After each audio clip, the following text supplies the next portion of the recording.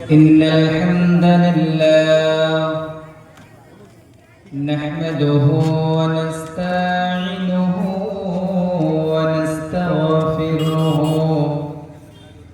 ونعوذ بالله من شرور أنفسنا ومن سيئات أعمالنا من يهده الله فلا مضل له ومن يضلل فلا هادي له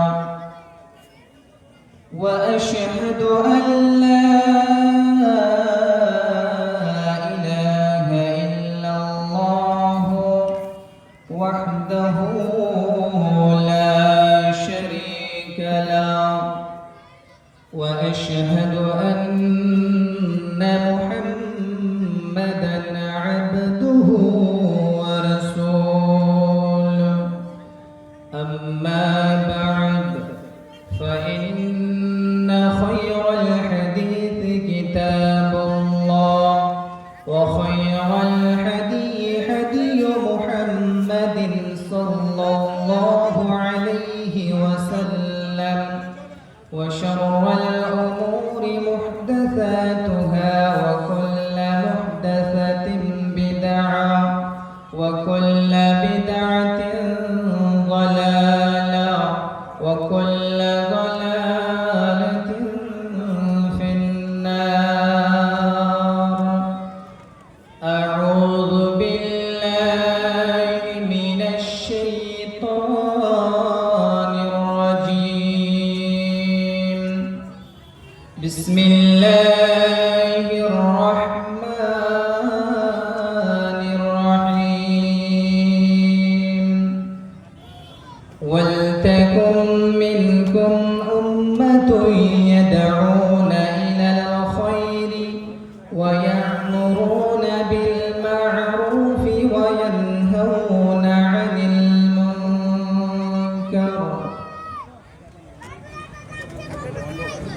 তোরা হলি রে বদনাম হায় হায় রে মুসলমান তোরা হলি রে বদনাম হায় হায় রে মুসলমান মাথায় টুপি মুখে দাড়ি মাথায় টুপি মুখে দাড়ি জর্দা দিয়ে পান তোরা হলি রে বদনাম হায় হায় রে মুসলমান মাদ্রাসার বেলায় ফকির সাজলি মসজিদের বেলায় ফকির সাজলি গানের দলে টাকা দিলে শয়তানের দল ভারী করে তোর হলি রে বদনাম হায় হায় রে মুসলমান তোর হলি রে বদনাম হায় হায় রে মুসলমান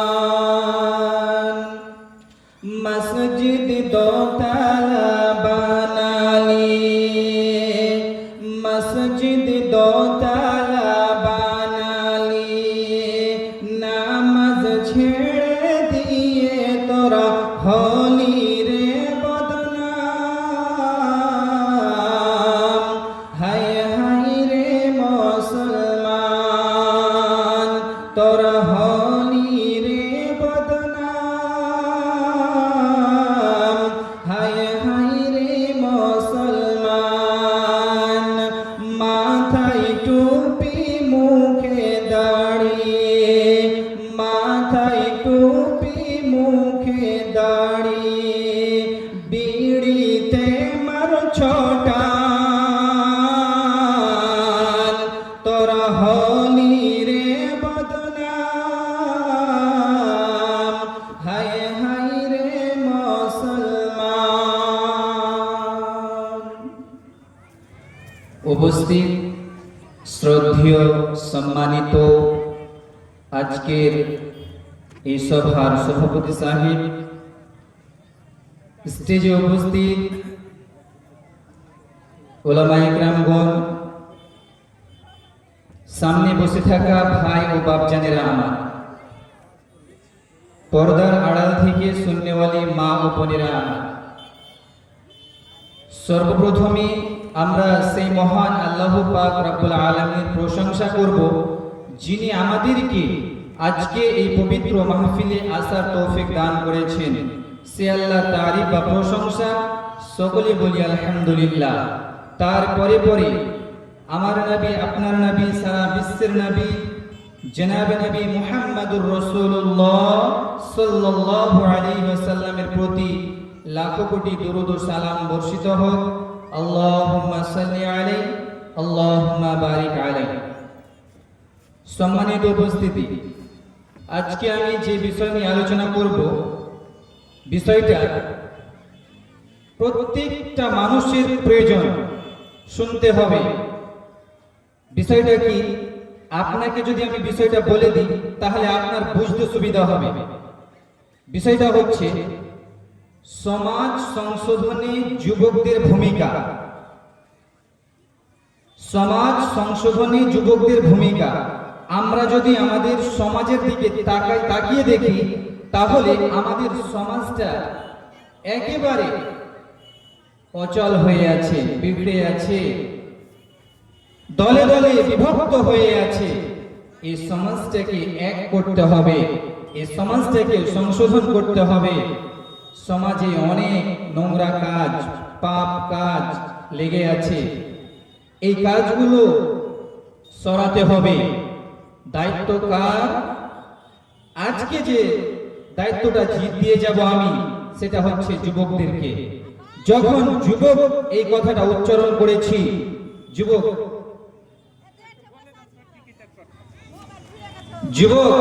তোমরা যেখানে আছো চলে এসো, বিশেষ করে তোমরা চলে এসো।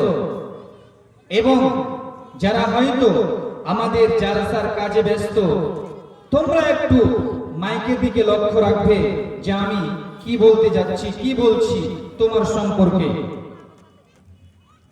আমাদের সমাজে যুবকদের এতটা প্রয়োজন যে বলার কথা নয়। একটা যুবকের অত্যন্ত প্রয়োজন আমাদের সমাজে। একটা যুবক যে কাজ করতে পারবে, একজন বয়স্ক মানুষ সেটা করতে পারবে না। এই জন্য আল্লাহ রাসূল সাল্লাল্লাহু আলাইহি সাল্লাম হাদিসের মধ্যে বলেছেন, আন শাবাবিহি ফিমা আবলাহু।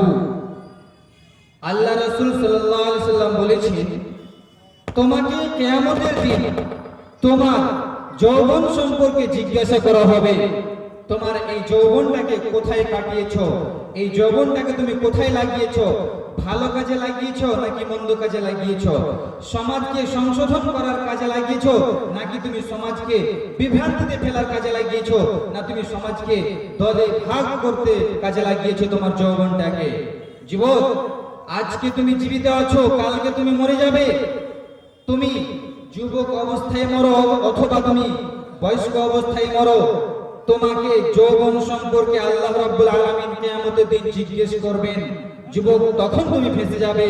এই জন্য তোমাকে বলছি, তোমাকে এই সমাজ সংশোধনের কাজ আজ থেকেই তোমাকে করতে হবে। এতদিন যা করেছো, আজকে তোমাকে করতেই হবে। আমরা যদি দেখতে যাই, যতগুলো আল্লাহ রাসূলের সময় যুদ্ধ হয়েছে, বেশিরভাগই যুবকরাই অংশগ্রহণ করেছিল, যুবকরাই যুদ্ধে গিয়েছিল। তাহলে একজন যুবক চাইলে একটা পাহাড়কে তুলা করে দিতে পারে, কিন্তু একটা বয়স্ক মানুষ সেটা করতে পারবে না, বৃদ্ধ মানুষ করতে পারবে না। এই জন্য বলছি যুবক, তোমাকে আজকে সমাজ সংশোধনের কাজ করতে হবে। তাহলে আমাদের জানতে হবে সমাজে কতগুলো কাজ আছে যে আমাদের যুবকদেরকে করতে হবে। যতগুলো কাজ আছে আমি যদি বলতে চাই অনেক সময় লাগবে, আমাকে খুব অল্প সময় দেওয়া হয়েছে। অল্প সময়ের মধ্যে যেগুলো দামি জিনিস, ইম্পর্টেন্ট জিনিস, যেগুলো আমাদের প্রতিদিনই প্রয়োজন হয়, সেগুলো আমি আজকে দিয়ে যাব। যুবক ভালো করে শুনবে। আল্লাহ রাব্বুল আলামিন যুবকদের দায়িত্ব দিয়েছেন। একটা দায়িত্ব কি? আমরা বিল মারুফ ওয়ান নাহyi আনিল মুনকার, ভালো কাজের আদেশ, মন্দ কাজে নিষেধ। এই জিনিসটা যখন কোন জাতি থেকে, কোন সমাজ থেকে, কোন গ্রাম থেকে যখন উঠে যাবে, তখন এই আল্লাহর আযাব এই জাতির মধ্যে চলে আসবে, এই সমাজের মধ্যে চলে আসবে, এই গ্রামের মধ্যে চলে আসবে। যদি আমরা বিল মারুফ ওয়ান নাহyi আনিল মুনকার কোন সমাজ থেকে, কোন জাতি থেকে যদি উঠে যায়, তাহলে আল্লাহর আযাব আসবেই আসবে। এই ব্যাপারে হাদিস এবং কোরআনে খুব গুরুত্ব দেওয়া হয়েছে। আল্লাহ রাব্বুল আলামিন কোরআন মাজিদের মধ্যে বলছেন, বিসমিল্লাহির রহমানির রহিম, ওয়ালতাকুম মিনকুম উম্মাতুন ইয়াদউনা ইলাল খায়রি ওয়া ইয়া'মুরুনা বিল মা'রুফি ওয়া ইয়ানহাউনা আনিল মুনকার। আল্লাহ রাব্বুল আলামিন বলছেন, আর তোমাদের মধ্যে এমন একটা দল হওয়া দরকার, এমন একটা দল হবে, এমন একটা দল হতে হবে যারা মানুষকে কল্যাণের দিকে আহ্বান করবে এবং ভালো কাজের আদেশ দেবে, মন্দ কাজে নিষেধ করবে। তাহলে আল্লাহ তাআলা বললেন, তোমাদের মধ্যে এমন একটা দল হবে, এমন একটা দল হতে হবে যে দলটা মানুষকে কল্যাণের দিকে আহ্বান করবে, ভালো কাজের আদেশ দেবে, মন্দ কাজে নিষেধ করবে। আল্লাহর রাসূল সাল্লাল্লাহু আলাইহি ওয়াসাল্লাম হাদিসের মধ্যে বলেছেন, মান রাআ মিনকুম মুনকারান ফালইয়ুগাইয়িরহু বিয়াদিহি ফাইন লাম ইস্তাতি' ফাবিলিসানিহি ফাইন লাম ইস্তাতি' ফাবিকলবিহি ওয়া যালিকা আযআফুল ঈমান। আল্লাহর রাসূল সাল্লাল্লাহু আলাইহি ওয়াসাল্লাম বলছেন, তোমাদের মধ্যে যদি কেউ মন্দ কাজ দেখে, কোন মন্দ কাজ দেখে, শরীয়ত বিরোধী যদি কোনো কাজ দেখে, সে যেন তার হাত দ্বারা সেটাকে বাধা দেয়। যদি হাত দ্বারা বাধা দেওয়ার সম্ভব না হয়, তাহলে সে যেন তার জিহ্বা দ্বারা, তার মুখের দ্বারা সে যেন মুখে বলে তাকে বাধা দেয়, ভাইজান রে, এই কাজটা তোমাকে করতে হবে না, এটা মন্দ কাজ, এটা করতে হবে না। যদি এটাও সম্ভব না হয়, রে যুবক তুমি ভালো করে শোনো, তোমার পক্ষে যদি এটাও সম্ভব না হয়, তাহলে তুমি তোমার অন্তরে, তোমার দিলে সেই কাজটাকে ঘৃণার চোখে দেখো এবং তুমি মনে মনে চিন্তা ভাবনা করো রে যুবক, যে সেই মন্দ কাজটাকে, সেই শরীয়ত বিরোধী কাজটাকে কিভাবে পরিবর্তন করা যায়, কিভাবে বাধা দেওয়া যায়, কিভাবে বাধা দেওয়া যায়। এই হাদিসের মধ্যে আল্লাহ রাসূল সাল্লাল্লাহু আলাইহি ওয়াসাল্লাম জানিয়ে দিলেন, যদি তোমাদের মধ্যে কেউ শরীয়ত বিরোধী মন্দ কাজ দেখে, তাহলে সেটাকে যেন সে তার হাত দ্বারা বাধা দেয়। যদি সম্ভব না হয়, জুবান, জিহ্বা দ্বারা, মুখের দ্বারা বলে তাকে বাধা দিতে হবে। তাও যদি সম্ভব না হয়, অন্তত পক্ষে অন্তর থেকে সেই কাজটাকে ঘৃণা করতে হবে এবং চিন্তা ভাবনা করতে হবে সেই কাজটাকে কিভাবে পরিবর্তন করা যায়। ভাইরা আমার, বন্ধুরা আমার, তাহলে এই কাজগুলো শুধু যুবক নয়, শুধু আলেম ওলামা নয়, প্রত্যেকটা মানুষের দায়িত্ব। এই হাদিসে প্রত্যেকটা মানুষকে বলা হয়েছে। এখন মনে করুন, দাদু বিড়ি খাচ্ছে আর পোতা দেখছে, নাতি দেখছে, কিছুই বলছে না। নাতি পোতা এরা সব বিড়ি সিগারেট খাচ্ছে, দাদু নানা এরা সব দেখছে, কিছুই বলছে না। বলছে এগুলো কাজ আলেম ওলামা করবে। একটা আলেম ওলামা আমরা মসজিদে রেখেছি, কোন সময় ডেকে তাদেরকে হেদায়েতের কথা বলিয়ে দেব। জি না, এই হাদিসে প্রত্যেকটা মানুষকে বলা হয়েছে মান রাআ মিনকুম, তোমাদের মধ্যে যে ব্যক্তি, মানে প্রত্যেকটা মানুষকে এখানে বোঝানো হয়েছে। এজন্য প্রত্যেকটা মানুষকে ভালো কাজের আদেশ, মন্দ কাজে নিষেধ করতে হবে। কিন্তু সবচাইতে আগে বলেছি, একজন যুবক চাইলে একটা পাহাড়কে কি করতে পারে, তুলা তুলা করে দিতে পারে। এই জন্য যুবকদের দায়িত্বটা বেশি।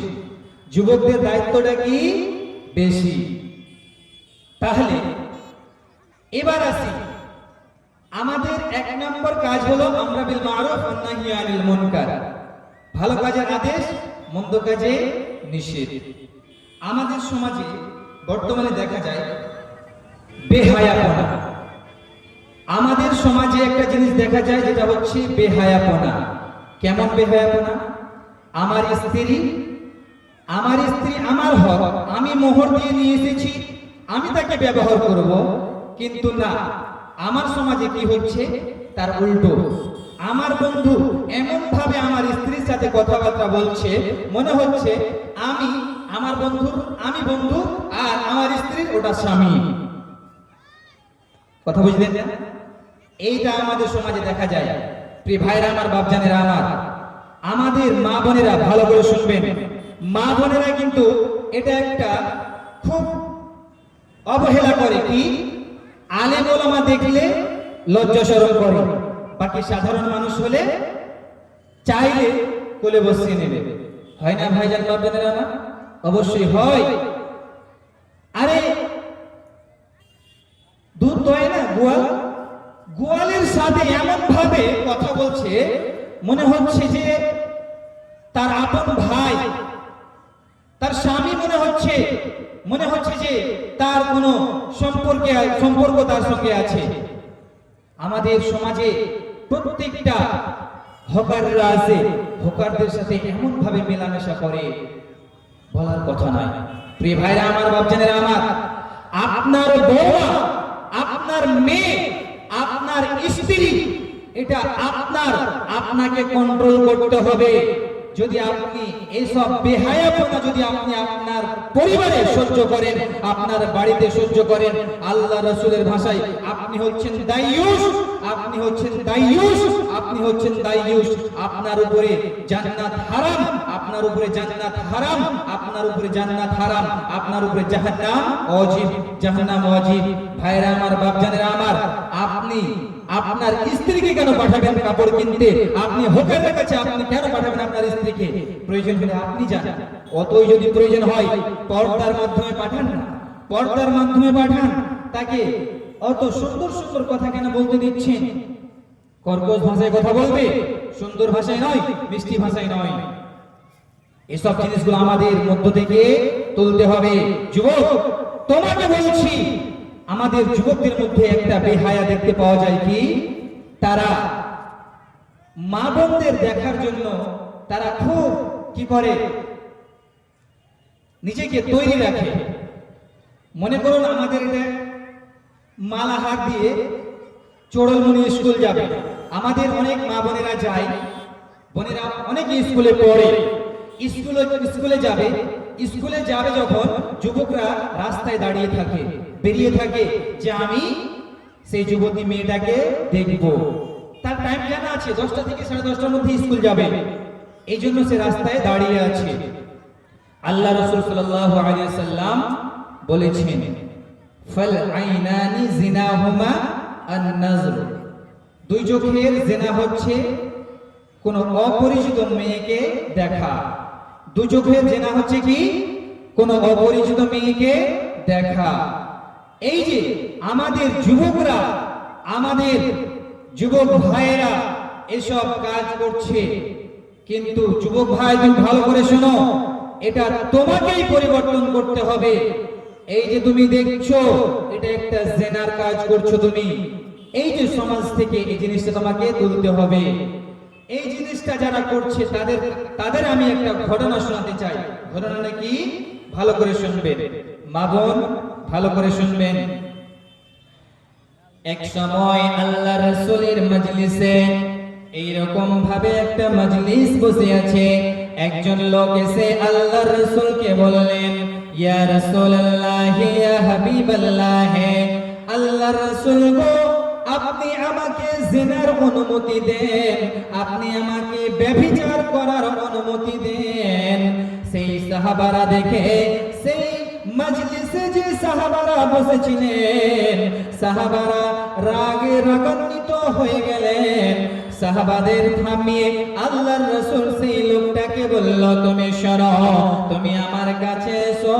তাকে কাছে বসিয়ে আল্লাহর রাসূল সাল্লাল্লাহু আলাইহি ওয়াসাল্লাম বলছেন, ও আমার সাহাবা, তুমি শোনো, যদি তুমি আমার কাছে জিনার অনুমতি চাও,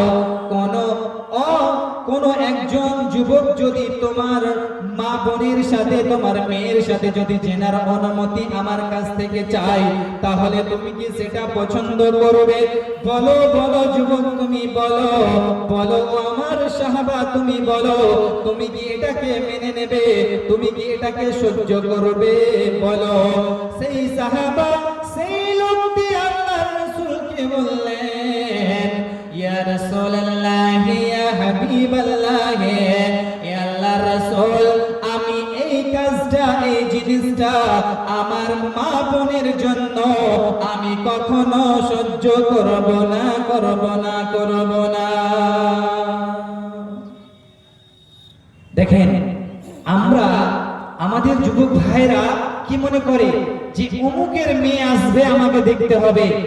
যখন অমুকের মেয়েকে তুমি দেখছো যুবক, যখন তোমার মেয়েকে, তোমার বোনকে, তোমার ভাবিকে, তোমার স্ত্রীকে যখন কোন যুবক দেখবে, তখন তুমি কি সেটা সহ্য করবে? কখনো করবে না। প্রিয় ভাইরা আমার, যুবক ভাইরা আমার, ভালো করে শোনো, তুমি যখন এটা সহ্য করবে না, তখন তোমাকেও কি করতে হবে? অন্যের মেয়েকে দেখতে হবে না, অন্যের বোনকে দেখতে হবে না। এসব জিনিসগুলো তোমাকে তুলে দিতে হবে সমাজ থেকে। এসব জিনিসগুলো তোমার গ্রাম থেকে উঠিয়ে দিতে হবে। অন্য যুবককে তুমি আদেশ করবে, ভাই এটা নিষেধ, এটা করা যাবে না। আল্লাহ রাসূলের হাদিসের ভাষায় এটা হচ্ছে জিনা। মা বোনদের মধ্যেও অনেক বেহায়াপনা দেখতে পাওয়া যায়। কেমন? এই যে একটু আগে বললাম না, তারা স্বামীর থেকে অন্যকে প্রাধান্য দেয় বেশি, স্বামীর থেকে অন্যকে প্রাধান্য দেয় বেশি। আর এই কাজটা আমাদের সমাজে বর্তমানে দেখতে পাওয়া যাচ্ছে। তাহলে আমি মা বোনদেরও বলবো, মা বোন ভালো করে শুনেন, আপনি যদি গ্রিন সিগন্যাল না দেন, কোন যুবকের ক্ষমতাও নেই আপনার সাথে কথা বলবে। একজন যুবতী মেয়েকে একজন যুবক ডাইরেক্ট কখনো বলতে পারবে না যে আমি তোমার সাথে জেনা করব, পারবে না বলতে। কারণ একজন যুবক যখন একজন মেয়েকে, একজন যুবতী মেয়েকে যখন জেনার দাওয়াত দেবে, জেনার আহ্বান করবে, তখন তার সাথে অনেক মিষ্টি মিষ্টি কথা বলতে হবে। মিষ্টি মিষ্টি কথা বলবে, ফোন নাম্বার নেবে, আজকে এখানে দেখা করবে, কালকে ওখানে দেখা করবে। এই করতে করতে করতে করতে এক পর্যায়ে তারা জেনায় লিপ্ত হবে, জেনায় লিপ্ত হয়ে যাবে। এই জন্য আমি আমার মা বোনদের বলবো, আপনারা কখনো গ্রিন সিগন্যাল দেবেন না, যুবকদের সুযোগ দেবেন না। যুবক ভাইদেরও বলবো, যুবক ভাই ভালো করে শুনেন, আপনি এসব কাজ ত্যাগ করেন। মা বোনদের কত যে মা বোন বেহায়া হয়েছে, আমি একটি কবিতা বললে আপনারা বুঝতে পারবেন। এ কেমন যুগ এসেছে, হাই রে হাই, ভাই রে ভাই, এ কেমন যুগ এসেছে। স্বামী সন্তান পর করে মোবাইল আপন করেছে, স্বামী সন্তান পর করে মোবাইল আপন করেছে। হাই রে হাই, ভাই রে ভাই, এ কেমন যুগ এসেছে। হাই রে হাই, ভাই রে ভাই, এ কেমন যুগ এসেছে। কল কালকে ডাইরেক্ট পরশুতে পরিচয়, আজকে মিস কল কালকে ডাইরেক্ট পরশুতে পরিচয়। চতুর্থ দিন আপা বলে খাড়া হয় দরজায়, স্বামী জিজ্ঞেস করলে বলে, স্বামী জিজ্ঞেস করলে বলে আত্মীয় এসেছে। হায় রে হাই ভাই রে ভাই এ কেমন যুগ এসেছে, হায় রে হাই ভাই রে ভাই এ কেমন যুগ এসেছে। স্বামী সন্তান পর করে মোবাইল আপন করেছে, হায় রে হাই ভাই রে ভাই এ কেমন যুগ এসেছে। 24 ঘন্টায় নাই রে বিশ্রাম ফোন বুকের ভিতরে, উদাস উদাস মন তাহারি সংসার করে না রে। 24 ঘন্টা নাই রে বিশ্রাম ফোন বুকের ভিতরে, উদাস উদাস মন তাহারি সংসার করে না রে। বিদেশে পাঠাইয়া স্বামী, বিদেশে পাঠাইয়া স্বামী বন্ধুর সাথে ঘুরে, হায় রে হাই ভাই রে ভাই এ কেমন যুগ এসেছে, হায় রে হাই ভাই রে ভাই এ কেমন যুগ এসেছে। ঠিক মতো আহার জুটে না দামি ফোন তার হাতে, হয় না ভাই? ঘরে খাবার নেই, স্ত্রীর হাতে দামি ফোন, আর স্বামী চালাইছে বাটনওয়ালা মোবাইল। অনেক স্বামীকে দেখবেন বাটনওয়ালা মোবাইলে ঘুরছে, আর স্বামীকে দিয়েছে দামি মোবাইল, স্মার্টফোন দিয়েছে, স্ক্রিন টাচ মোবাইল দিয়েছে। এই জন্য কবি বলছে ঠিক মতো আহার জুটে না দামি ফোন তার হাতে, নগ্ন সিনেমা আর ফোন চ্যাট করে ঘুমাই অনেকে রাতে। সময় থাকতে হয় রে বুড়ি, সময় থাকতে হয় রে বুড়ি বলবো কার কাছে, হায় রে হাই ভাই রে ভাই এ কেমন যুগ এসেছে, হায় রে হাই ভাই রে ভাই এ কেমন যুগ এসেছে। স্বামী সন্তান পর করে মোবাইল আপন করেছে, হায় রে হাই ভাই রে ভাই এ কেমন যুগ এসেছে। এই মোবাইল ফোনে যোগাযোগ করে 3 সন্তানের ওই মা, নতুন সংসার করব বলে হয়ে যায় দিওয়ানা। এই মোবাইল ফোনে যোগাযোগ করে 3 সন্তানের ওই মা, নতুন সংসার করব বলে হয়ে যায় দিওয়ানা। এই মোবাইল কারো চলছে আবার, এই মোবাইল কারো চলছে আবার, কারো আবার জ্বলছে, হায় রে হাই ভাই রে ভাই এ কেমন যুগ এসেছে, হায় রে হাই ভাই রে ভাই এ কেমন যুগ এসেছে। স্বামী সন্তান পর করে মোবাইল আপন করেছে, হায় রে হাই ভাই রে ভাই এ কেমন যুগ এসেছে। যা হোক, অনেক কিছু বলার ছিল, যেহেতু সময় নেই আমি আর আগে বাড়বো না। আমি একটাই কথা বলতে চাই, যুবক তোমাকে যে কয়েকটা কথা বললাম এই কথাটা ভালো করে কানে রাখবে, খেয়াল রাখবে। যেটা আমাদের সমাজে সবচাইতে প্রয়োজন জিনিস সেটা হচ্ছে আমর বিল মারুফ ওয়ান নাহি আনিল মুনকার, ভালো কাজের আদেশ মন্দ কাজের নিষেধ। যুবক যুবতী মা বোন বয়স্ক সবাইকে এই কাজটা করতে হবে। নিজের নিজের পরিবারকে বিশেষ করে আপনারা কি করবেন? ভালো কাজের আদেশ দেবেন, মন্দ কাজে নিষেধ করবেন। ওয়া মা আলাইনা ইল্লাল বালাগ ওয়া আলাইকুমুল হিসাব। আসসালামু আলাইকুম ওয়া রাহমাতুল্লাহ।